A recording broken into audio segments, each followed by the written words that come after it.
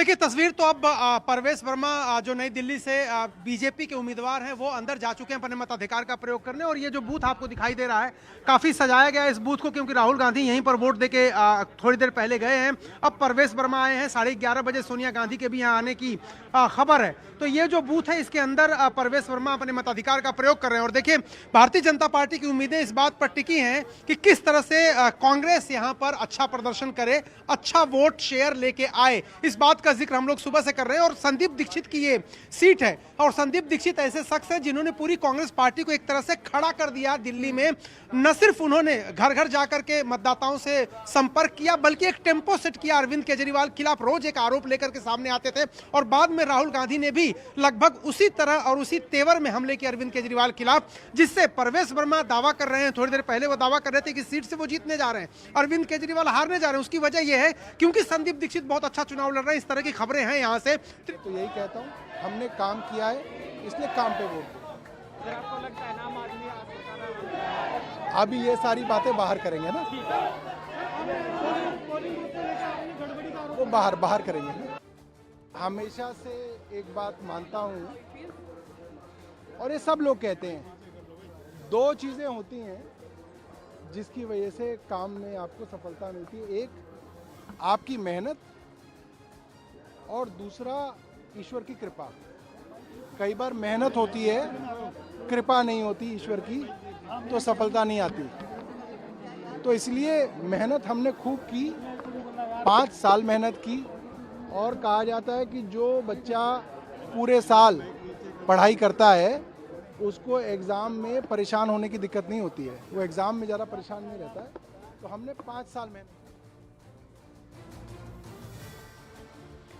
और दिल्ली के एलजी उपराज्यपाल भी देखिए अपने मताधिकार का इस्तेमाल करने के लिए पहुंचे हुए हैं। आम से लेकर खास तक आज दिल्ली पोलिंग बूथ पर इस वक्त कहा जा सकता है कि एक बड़ा संदेश यहां पर देने के लिए पहुंचे हैं, ताकि अपने मत का इस्तेमाल करके दिल्ली की दशा और दिशा जो है वो तय की जा सके। क्योंकि बार बार नियत, निर्णय और नीति के बारे में हमने इस इलेक्शन में खूब जमकर सुना है। और ऐसे में वीके सक्सेना दिल्ली के उपराज्यपाल इस वक्त अपने मताधिकार का इस्तेमाल करने के लिए पहुंचे। बात करते हैं दिल्ली में पीने का पानी शुद्ध मिले, दिल्ली में सड़कें हैं बढ़िया बने, और इस सबके बीच में विकास देश की तर्ज पर हो, यमुना साफ हो, यमुना रिवर फ्रंट बने, साबरमती मुद्दों पर जो आतिशी ने लगातार आप पर आरोप लगाए, उन पर क्या कहना चाहेंगे? उनका काम आरोप लगाना है। केजरीवाल भी ऐसे आरोप लगाते थे, फिर माफी मांगते थे, आरोप लगाते थे, माफी मांगते थे। तो इनका ये इसी प्रकार का 8 फरवरी को सर क्या होने वाला है? 8 फरवरी को दिल्ली में बीजेपी की सरकार बनेगी और दिल्ली के विकास का काम शुरू होगा जो लंबे समय से लटका हुआ है। तो आपने देखा, ये थे हमारे साथ बात करने के लिए कालका जी से बीजेपी के उम्मीदवार रमेश विधूड़ी, जिनका कहना है कि 8 फरवरी को दिल्ली में भाजपा की सरकार बनेगी और दिल्ली का विकास होगा। विजय चंदन सिंह के साथ न्यूज़ 18 इंडिया के लिए रचना की रिपोर्ट। तो तमाम जो रिएक्शंस हैं वो सामने आ रहे हैं। रमेश विधूड़ी ने भी अपनी जीत का यहां पर दावा कर दिया है और बड़े चेहरे लगातार मतदान के लिए पहुंच रहे हैं। अंकित हमारे साथ लाइव मौजूद है, अंकित का रुख कर लेते हैं। अंकित, इस वक्त आपकी कहां मौजूदगी है, किस तरह की जो तादाद है मतदाताओं की वो आपको दिख रही है अंकित? देखिए, अभी मैं मौजूद हूँ चिराग विहार में। ये ग्रेटर कैलाश विधानसभा में आता है, जहाँ से आम आदमी पार्टी के सौरभ भारद्वाज उम्मीदवार हैं, साथ ही बीजेपी की शिखा राय उम्मीदवार हैं। ये मैं आपको पूरी तस्वीरें आपको दिखाता हूँ कि यहाँ के क्या हालात हैं। यहाँ पे सुरक्षाकर्मी देखिए बहुत भारी तादाद में यहाँ पे मौजूद हैं, किसी भी वोटर को कोई दिक्कत ना हो इस वजह से। आप देखिए पुलिसकर्मी भी लगातार मौजूद हैं। ये लाइन देखिए, उम्मीदवार लगातार जो है वो वोटिंग सेंटर पे जा रहे हैं अपना जो है मताधिकार का प्रयोग करने के लिए। कहा यह जा रहा है कि अभी कुछ देर पहले जो है यहाँ पे सौरभ भारद्वाज आम आदमी पार्टी के उम्मीदवार हैं, वो भी पहुँचे थे और उन्होंने लोगों से भी अपील की कि वोटिंग की तादाद जो है वो लगातार बढ़नी चाहिए, क्योंकि यहाँ पे लगातार पुलिस की सख्ती देखिए ये भी बढ़ती जा रही है। इस वजह से उनका कहना था कि जो मतदाता हैं उन्हें यहाँ पे चिराग दिल्ली में इस वक्त हमारे सहयोगी अंकित मौजूद है, वहीं से आप उनके जरिए ये तस्वीर भी देख रहे हैं। वरिष्ठ पत्रकार अदिति टंडन भी हमारे साथ मौजूद है। अदिति जी, फेरिस्त हमने मेगा प्रचार प्रसार की, मेगा प्लान के तौर पर बीजेपी की भी देखी, आम आदमी पार्टी की भी देखी, स्टार प्रचारकों की वो लंबी फेरिस्त जो आखिर मूवमेंट तक, क्षण तक यहीं पर रही। लेकिन क्या कांग्रेस सिर्फ और सिर्फ संदीप दीक्षित के भरोसे नजर आ रही है? बड़े चेहरे गायब रहे, वो बड़ी चर्चाएं गायब रही, वो मुद्दों को उठाने का तरीका गायब रहा। देखिए, कांग्रेस ने बहुत लेट भी ये तय किया कि दिल्ली में वो एक अलग चुनाव लड़ेंगे। जैसा कि आपने देखा कि लोकसभा का चुनाव जब हुआ तो आम आदमी पार्टी और कांग्रेस में गठबंधन रहा बहुत सारे प्रदेशों में। तो ये बहुत लेट भी डिसाइड हुआ, क्योंकि बहुत देर तक तो यही चर्चा होती रही कि शायद ये लोग इकट्ठा चुनाव लड़ें, लेकिन उसके बाद आम आदमी पार्टी ने पहले डिक्लेयर किया कि हम अपने बलबूते पे चुनाव लड़ेंगे, हमें किसी की जरूरत नहीं है। तो जाहिर सी तौर पर कांग्रेस ने अपनी तैयारी भी थोड़ी लेट शुरू की। और लेकिन कांग्रेस की ये मंशा क्लियर थी इस बार कि उन्होंने अपने वोट प्रतिशत को बढ़ाना है।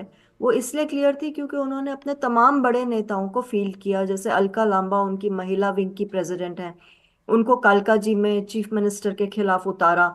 संदीप दीक्षित को की सीट में उतारा, अरविंद केजरीवाल के खिलाफ उतारा।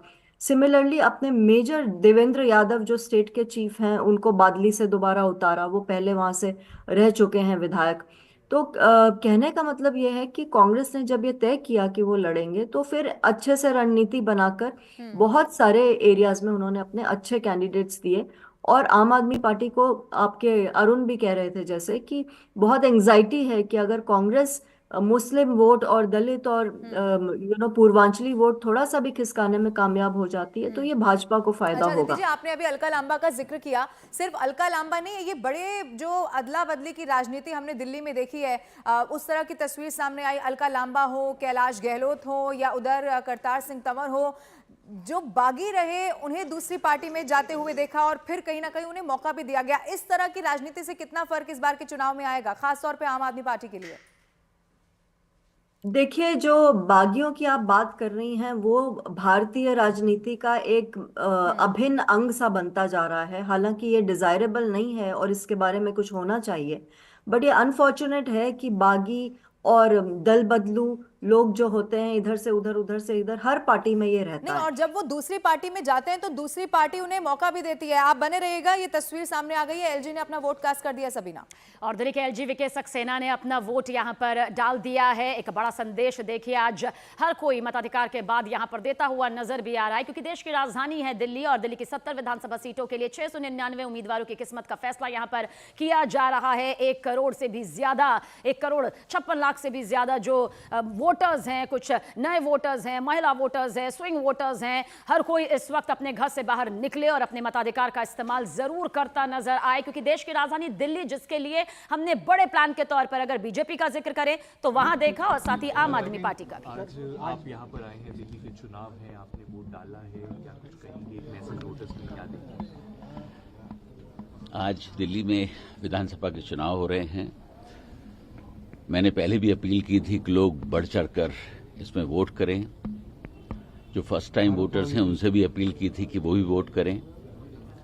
ये लोकतंत्र का पर्व है। आप 5 साल के लिए अपनी बागडोर किसी को सौंपते हैं, तो इसलिए हर नागरिक जो वोटर है उसको वोट करना जरूरी है। मैं समझता हूं कि दिल्ली की जनता बढ़ चढ़कर वोट करेगी और अपनी सरकार चुनेगी। ये इसलिए भी जरूरी है कि आपके वोट से ही निर्धारित होता है कि आप क्या चाहते हैं अपनी सिटी में, अपनी स्टेट में। आज का दिन ड्यूटी का दिन है, छुट्टी का दिन नहीं है। और मैं एक बार फिर दिल्ली की जनता से अपील करता हूं कि वो बढ़ चढ़कर वोट करें और इस पर्व में शामिल हों। सर, बतौर एलजी और दिल्ली का सिटीजन होने के नाते आपके भी क्या मुद्दे हैं जिनको ध्यान में रख करके आपने भी वोट जो है वो आज कास्ट किया? देखिए, दिल्ली में बहुत सारी चीजें हैं जो जनता की निगाह में है। पोल्यूशन एक बहुत बड़ा मुद्दा है, कूड़े के पहाड़ बहुत बड़े मुद्दे हैं, यमुना की सफाई एक बहुत बड़ा मुद्दा है। इस तरीके की बहुत सारी ऐसी इश्यूज हैं जो जनता को मेरे ख्याल से ध्यान में रखना होगा। और शायद अभी जिस तरीके की वोटिंग हो रही है, मुझे यकीन है कि इन सब मुद्दों को ध्यान में रखकर ही वोटिंग होगी। Thank you so much.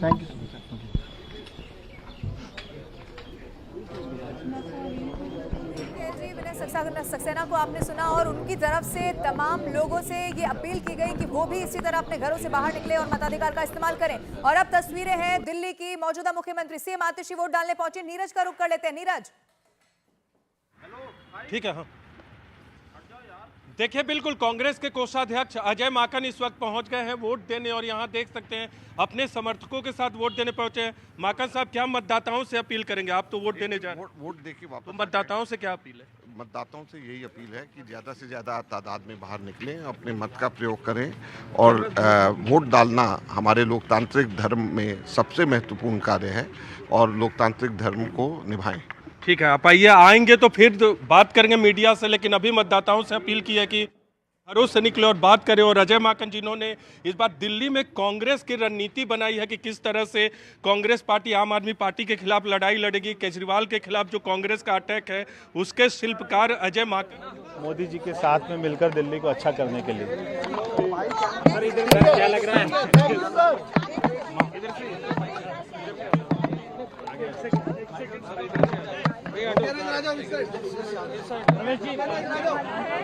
Double engine की सरकार आने वाली है दिल्ली में।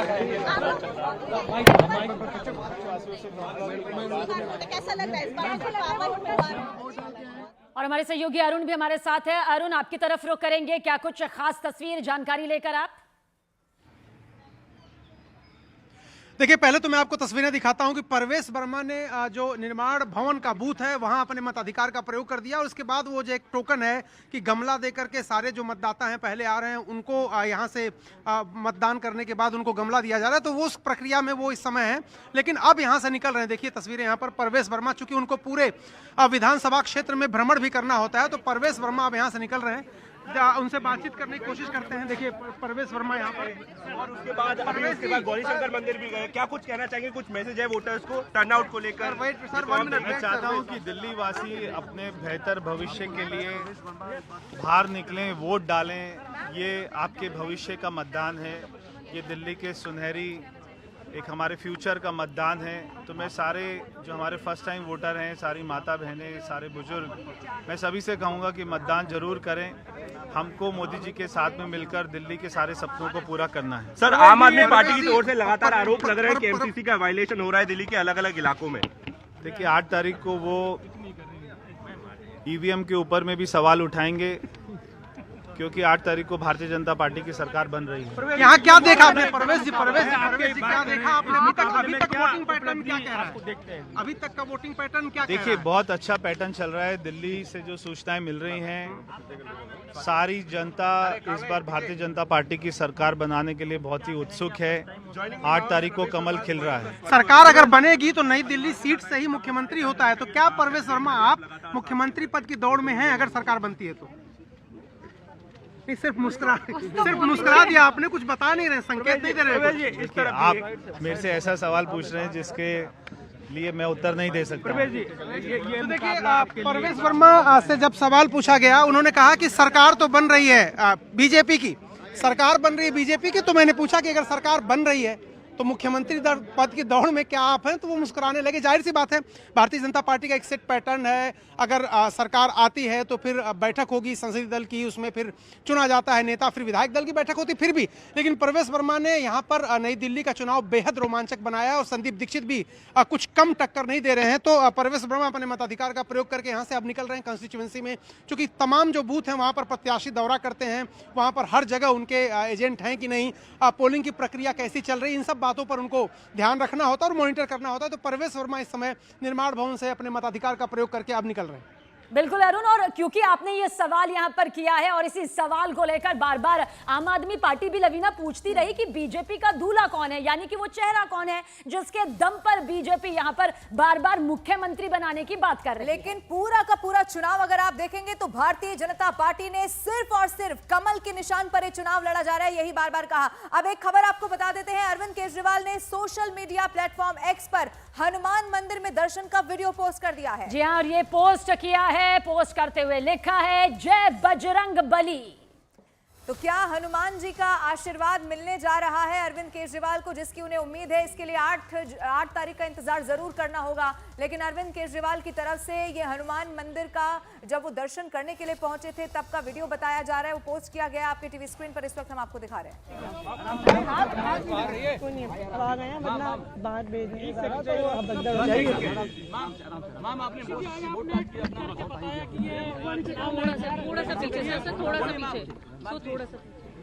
ये जो दिल्ली का चुनाव है ये सिर्फ चुनाव नहीं है, ये एक धर्म युद्ध है।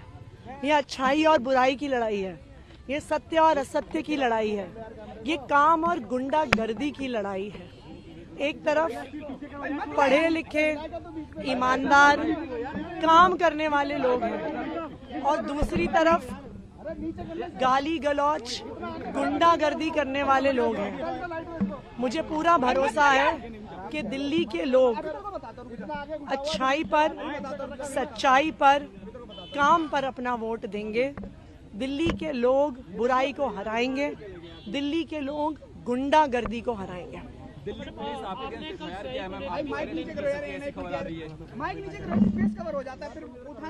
देखिए, दिल्ली पुलिस कुछ भी कर सकती है। दिल्ली पुलिस खुल्लम खुल्ला भारतीय जनता पार्टी के लिए काम कर रही है। भारतीय जनता पार्टी के कार्यकर्ता गुंडागर्दी कर रहे हैं, वोटर्स को डरा रहे हैं, उनके ठिकानों पर पैसा मिल रहा है। इलेक्शन कमीशन खड़ी है, फ्लाइंग स्क्वाड्स घंटे घंटे तक खड़े हैं, लेकिन बीजेपी के ठिकानों पर दिल्ली पुलिस नहीं आती है। लेकिन ये बिल्कुल साफ है, देखिए, आप पैसे की ताकत, बाहुबल की ताकत, गुंडागर्दी की ताकत, पुलिस की ताकत जितनी भी इस्तेमाल कर लीजिए, लेकिन लोकतंत्र में आखिरकार जनता की ताकत चलती है। दिल्ली की जनता काम करने वालों के साथ है और दिल्ली की जनता बहुत समझदार है। दिल्ली के वोटर से क्या अपील है मैम आपकी? अपील क्या है? मेरी दिल्ली की वोटर से ये अपील है, सच्चाई के लिए वोट दें, अच्छाई के लिए वोट दें, काम के लिए वोट दें, गुंडागर्दी को हराने के लिए वोट दें। तो मौजूदा मुख्यमंत्री हैं दिल्ली की आतिशी, उन्हें आप सुन रहे थे। उनकी तरफ से कहा गया कि ये चुनाव नहीं है, ये धर्म युद्ध है, सत्य और असत्य की ये लड़ाई है और इसमें जीत का दावा करती हुई यहाँ पर आतिशी दिखाई दी है। तमाम बड़े चेहरे आपके टीवी स्क्रीन पर इस वक्त आप देख रहे हैं जो मतदान के लिए के समय की विकास और डेवलपमेंट को याद कर रहे हैं। लोग आपस में एलजी और सीएम के तूतू मैमे से परेशान हैं। लोग चाहते हैं कि वापस सिर्फ और सिर्फ विकास की चर्चा करने वाली सरकार आए, ना कि आपस में लड़ाई झगड़ा और तूतू मैमे करने वाली सरकारें आए। कांग्रेस की कितनी सीट सर? कांग्रेस की सरकार बनेगी।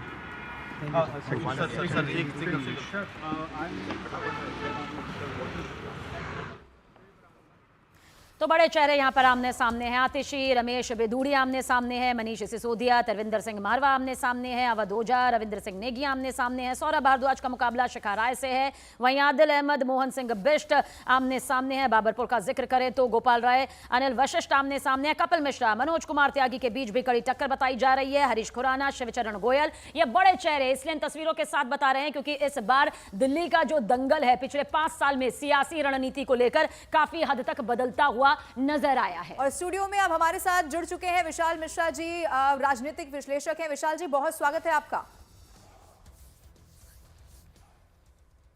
मेरी आवाज पहुंच रही है विशाल जी आप तक? जी जी जी। विशाल जी, अब चूंकि हम सुबह से तस्वीर देख रहे हैं, 7 बजे से मतदान शुरू हो चुका है, अगर इस समूचे चुनाव की बात की जाए तो आप किस तरह से इसका विश्लेषण करेंगे? आम आदमी पार्टी, बीजेपी और कांग्रेस में तीनों के लिहाज से पूछ रही हूँ। देखिए, सबसे पहले तो मैं दिल्ली के सभी मतदान जो भी एलिजिबल हैं उनसे ये अपील करूंगा कि आज बढ़ चढ़कर अपनी इस लोकतंत्र के महापर्व में अपना भागीदारी सुनिश्चित करें और इसको मतलब छुट्टी का दिन ना मान के अपने अपने मतदान के अधिकार का प्रयोग करें और दिल्ली के भाग्य का निर्धारण करें। जहाँ तक कि आपने पूछा कि किस तरीके से आप इस चुनाव को देखते हैं, देखिए, मैंने बहुत नज़दीक से देखा है। पानी की उपलब्धता, स्वच्छ पानी नहीं अवेलेबल है, कूड़े की जगह जगह ढेर हैं, जहाँ स्कूल खोलने की बात की जाती थी, जहाँ 500 स्कूल खोलने की बात की गई थी, 20 कॉलेजेस खोलने की बात की गई थी, वो नदारद हैं। मधुशाला पाठशाला की जगह पर मधुशालाएं खोली गईं। कॉम्प्रोमाइज होते हैं और बिल्कुल निष्पक्षता से काम करते हैं। ये मिलते ही पहली बार हैं, 3 दिन 2 दिन पहले, तो इनको मतलब बिल्कुल निष्पक्षता से काम करते हैं। और आप आइए देखिए, अपने से एक एक प्रोसेस देखिए, आपको आनंद आएगा। पोलिंग ऑफिशियल जो इन्वॉल्व हैं 1.5 लाख के आसपास जो दिल्ली में इलेक्शन कराएं, उनके लिए क्या कहना है आपका? उनका मैं धन्यवाद देना चाहता हूँ, सारे पोलिंग ऑफिशियल्स का, सारी सिक्योरिटी फोर्सेस का, एमसीडी का, एनडीएमसी का, सबके लोग बहुत मेहनत से, बहुत शिद्दत से पिछले 1-2 महीने से लगे हुए हैं। और सारे आरओज, सारे डिप्टी कमिश्नर्स ऑफ पुलिस सब मेहनत कर रहे हैं।